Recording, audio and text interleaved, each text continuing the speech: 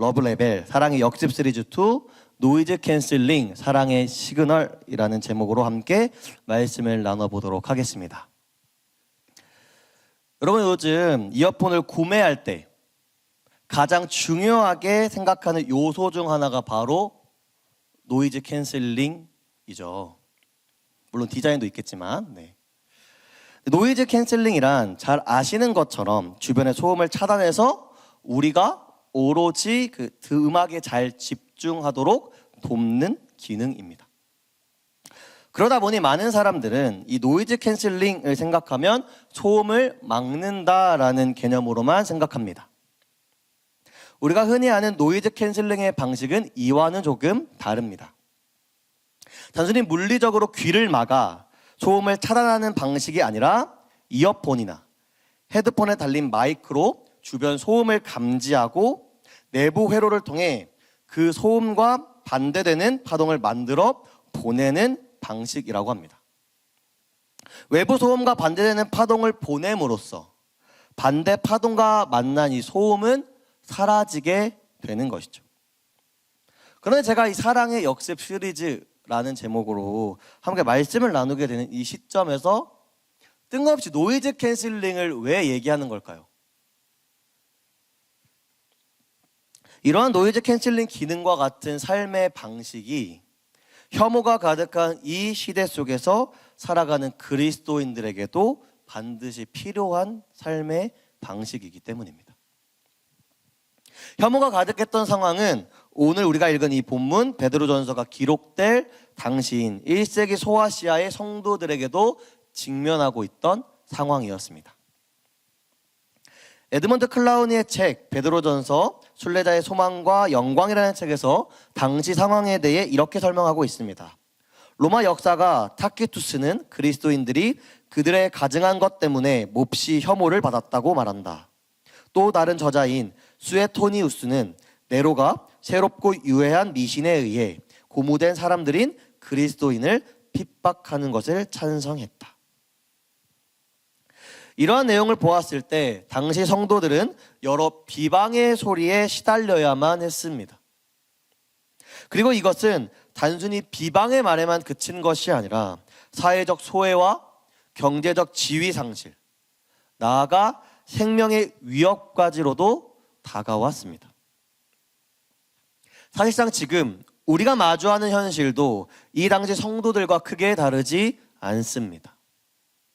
오늘날 우리가 살아가는 시대는 오프라인을 넘어 SNS와 온라인 커뮤니티에서 개근거지, 영포티 등 서로를 비난하는 표현이 넘쳐나며 기독교 신앙을 조롱, 냉소적으로 비하하는 소리를 우리는 접하게 됩니다. 심지어 이러한 혐오의 모습은 교회 안에서도 들립니다. 슬프게도 교회 내부에서도 시기와 차별, 험담, 뒷담화, 서로를 평가하고 판단하는 모습 등 내부의 그런 혐오의 노이즈가 발생하기도 합니다.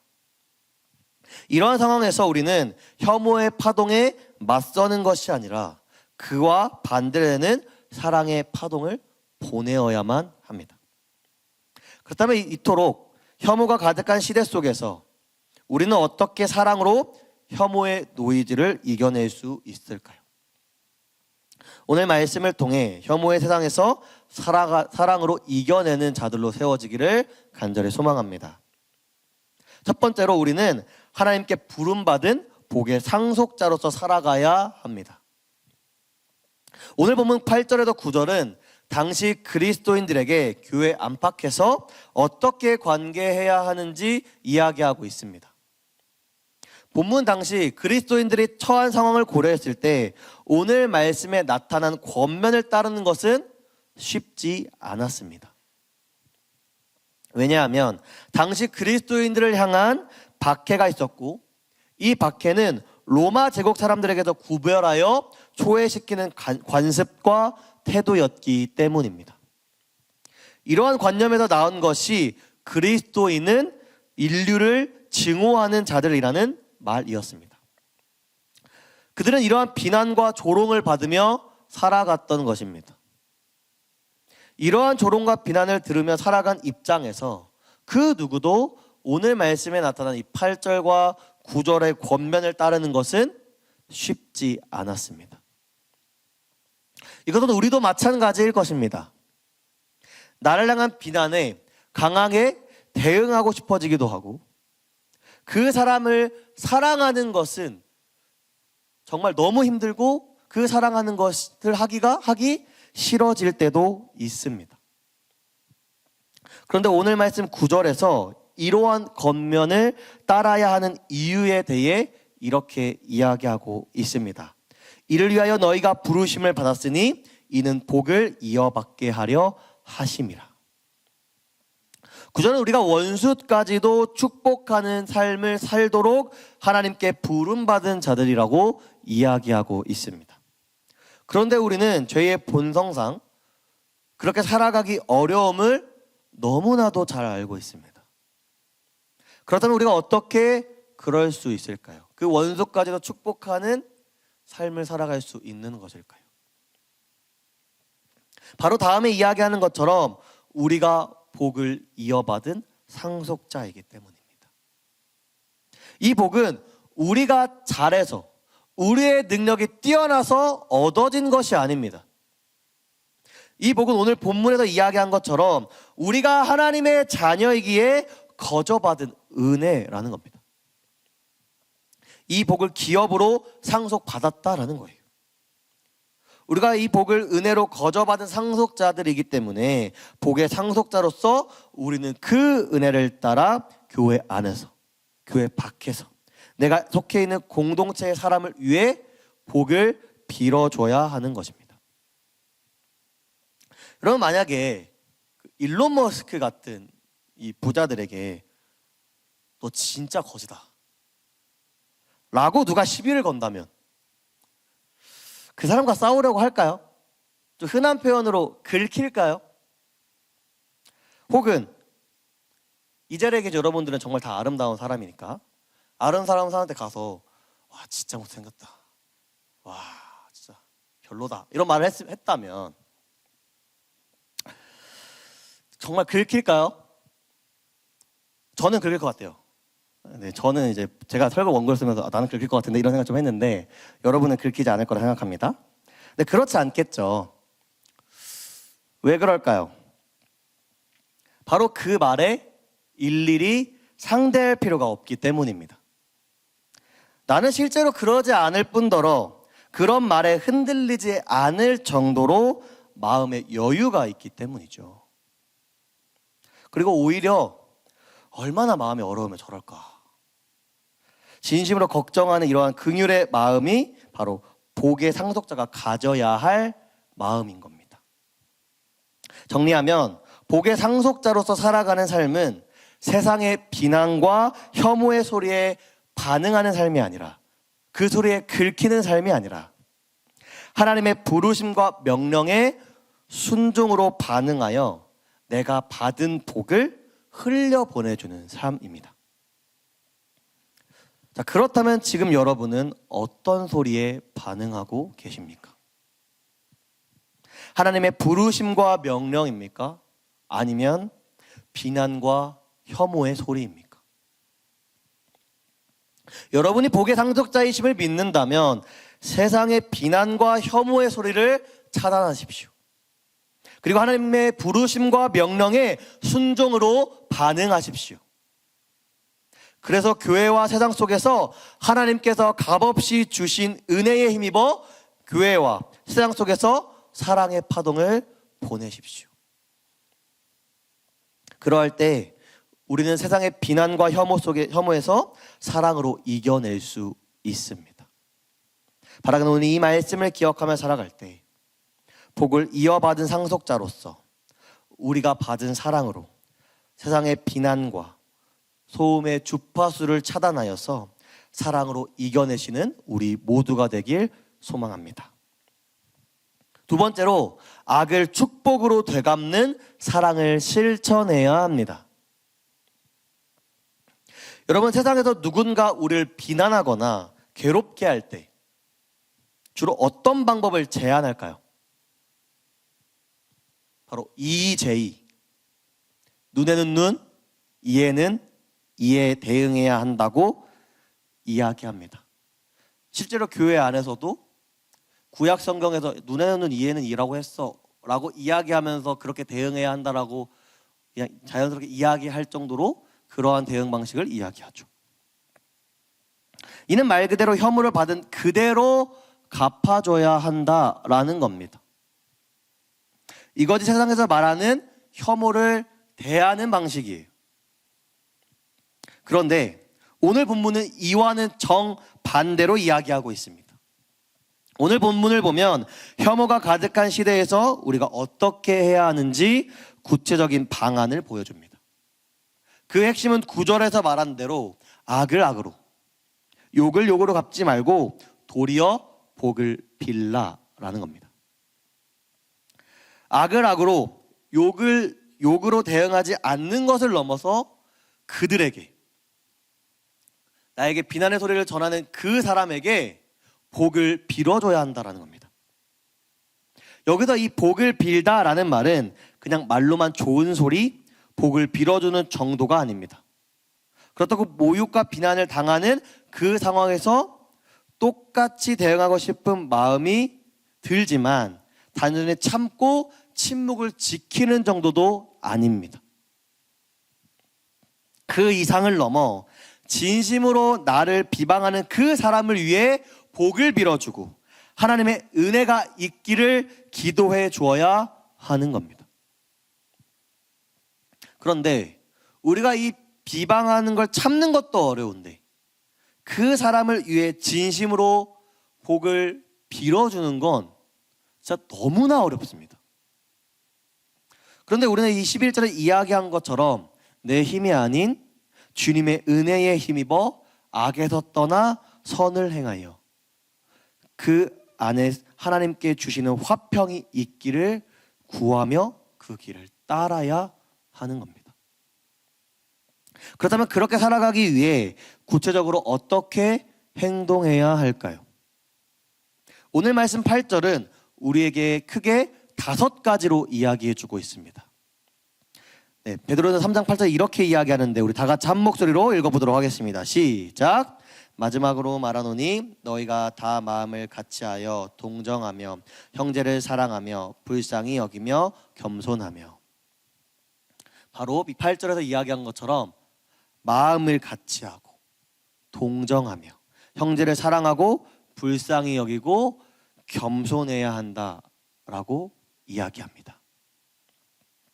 그래서 하나씩 살펴보면요, 이 마음을 같이 한다라는 것은 모두가 똑같이 획일적으로 행동하고 생각해야 된다는 걸 이야기하는 게 아닙니다.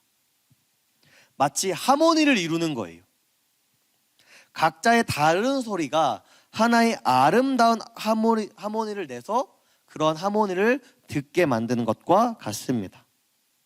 우리의 생각과 모습은 조금씩 다를 수 있어도 십자가, 그 예수 그리스도를 믿는 믿음으로 하나가 되는 것, 그 예수 그리스도를 위하여 마음을 합치는 것을 이야기하는 거예요. 그래서 이와 같은 모습으로 우리의 모습과 우리의 생각과 우리가 잘하는 능력들은 다 다르지만 그것들을 서로 맞춰가며 마음을 하나로 합치는 것입니다. 그것이 바로 마음을 같이 하고의 의미입니다. 그리고 동정한다는 것과 형제를 사랑하는 것은 이 당시 배경 속에서 이해해야 하는데요, 당시 동정과 형제 사랑이라는 용어는 친족 간에, 친가족 간에 의무적으로 지켜야 하는 의무 규정과 함께 사용했던 단어입니다. 이러한 점에서 이 동정과 형제 사랑은 그리스도인 공동체를 가족처럼 여기고 대해야 함을 반영하고 있다라는 겁니다. 내 친가족처럼 아끼는 마음을 가지고 상대방의 마음을 깊이 공감하고 함께 기뻐하거나 슬퍼하고 내가 속한 공동체를 영적 가족으로 여기며 뜨겁게 사랑해야 한다라는 것을 이야기하는 거예요. 그리고 불쌍히 여긴다라는 것은요, 죄인이었던 우리가 십자가의 긍휼을 받은 자로서 우리도 그 모습을 닮아 나를 비방하는 이들을 긍휼히 여기고 용서하며 상심한 이들에게는 손을 내밀며 그들에게 긍휼을 베풀어주는 행동을 이야기하는 겁니다. 마지막으로 이 겸손하다라는 것은 당시 경쟁적이고 계층화되었던 사회 배경 속에서 보면 이 당시 비천한 자에게만 나타나고 표현했던 이 표현이 바로 이 겸손이라는 표현이었습니다. 또한 이 겸손한 사람들은 타인의 권리를 위협하지 않고 자신에게 정당하게 분배된 것 이상을 요구하지 않았습니다. 그렇게 이 겸손은 연약함과 수치, 자신의 명예를 보호할 능력이 없음을 알리는 표시였던 것이죠. 이러한 점에서 겸손이라는 것은 내 지위를 내가 스스로 지키지 않아도 하나님이 우리를 지키심을 신뢰하는 모습으로 볼 수 있습니다. 정리하면 이 겸손은요, 하나님이 나의 주인이셔서 나를 지키심을 신뢰하기에 나를 주장하지 않고 낮아짐으로 섬기는 것을 이야기하는 겁니다. 그래서 오늘 말씀은 이러한 모습을 통해 스스로 상대방을 향한 악한 말을 그치며 악에서 떠나 선을 행하여 화평을 구하라고 우리에게 말해주고 있는 겁니다.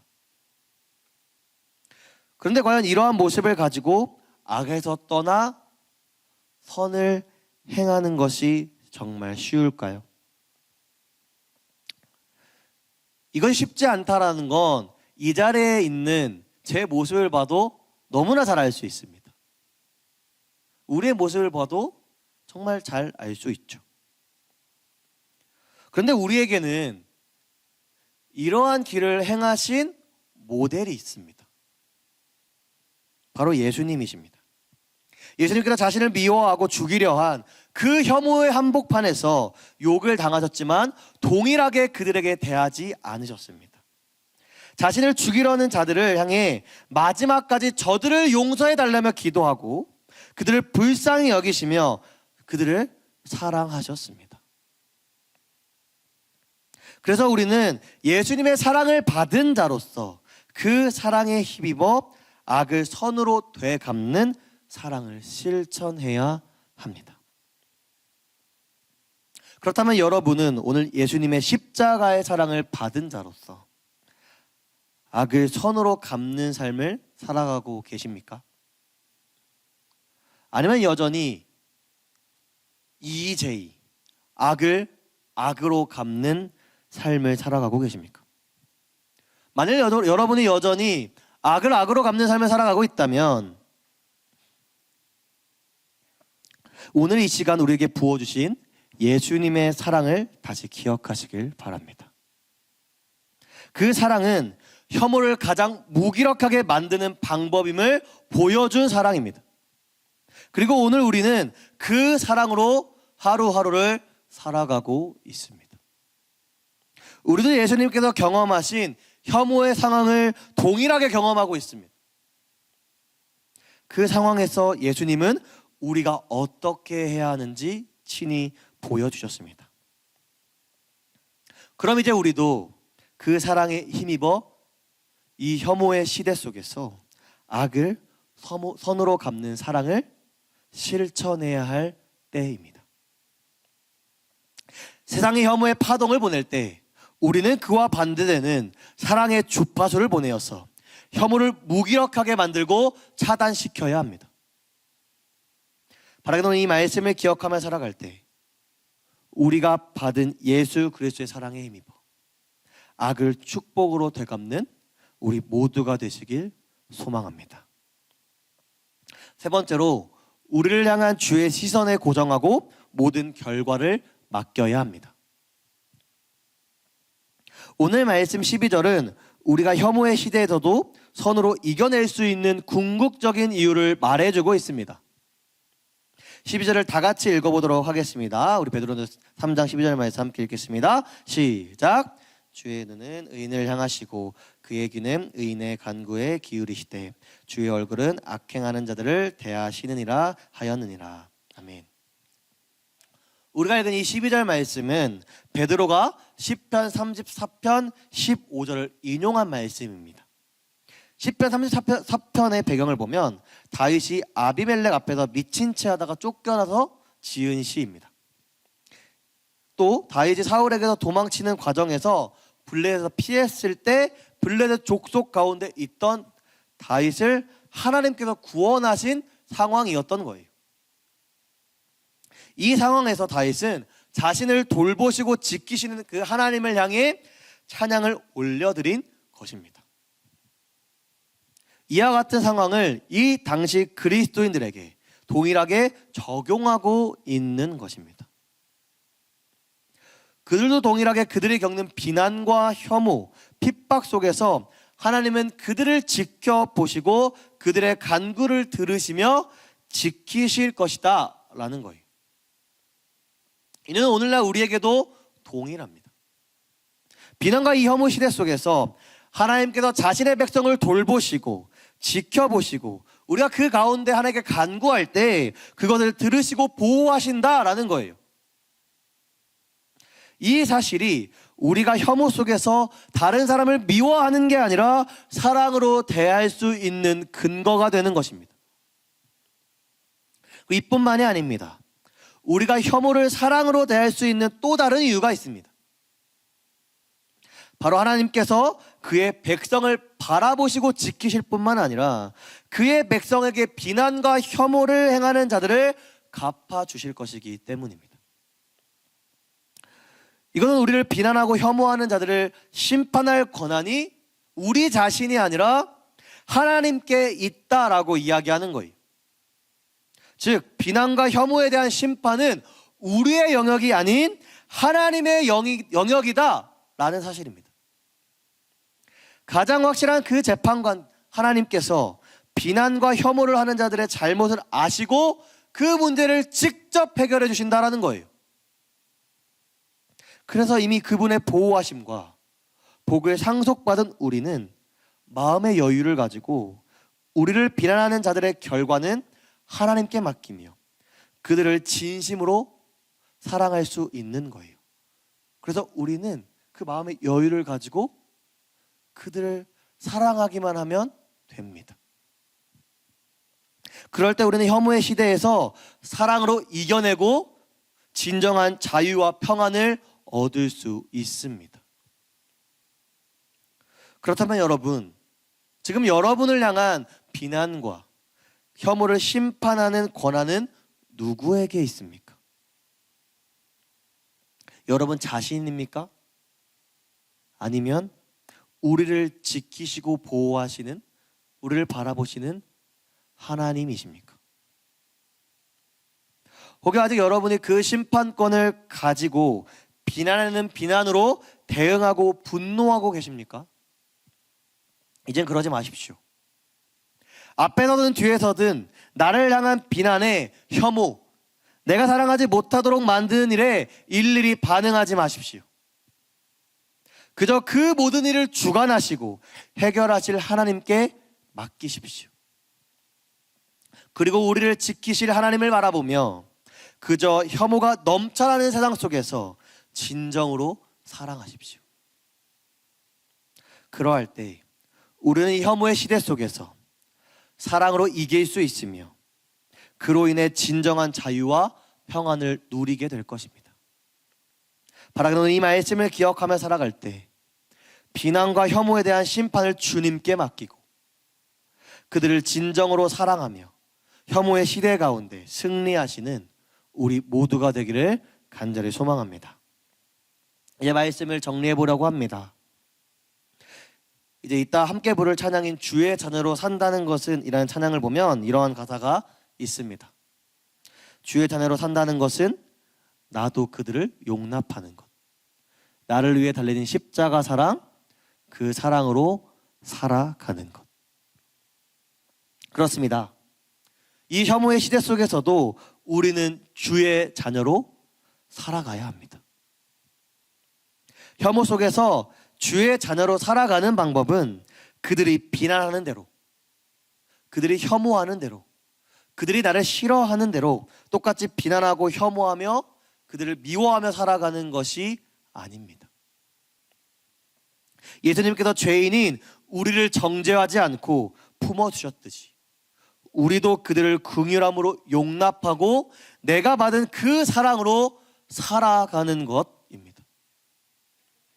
여러분, 혐오의 시대 속에서 주의 자녀로 살아가시길 소망합니다. 혐오의 시대에서 EJ 방식으로 대응하는 것이 아니라 혐오라는 폭풍 가운데 주님을 바라보고 주의 자녀로서 그들을 품는 사랑의 파동으로 혐오의 시대 가운데 승리하시는 여러분 되시길 소망합니다. 그래서 바라기는 이 말씀을 기억하며 찬양으로 고백하며 나아갈 때, 하나님, 내가 주의 자녀로서 혐오 시대 속에서 십자가 사랑으로 승리하겠습니다 라고 고백하며 나아가는 저와 여러분 되시길 간절히 소망합니다.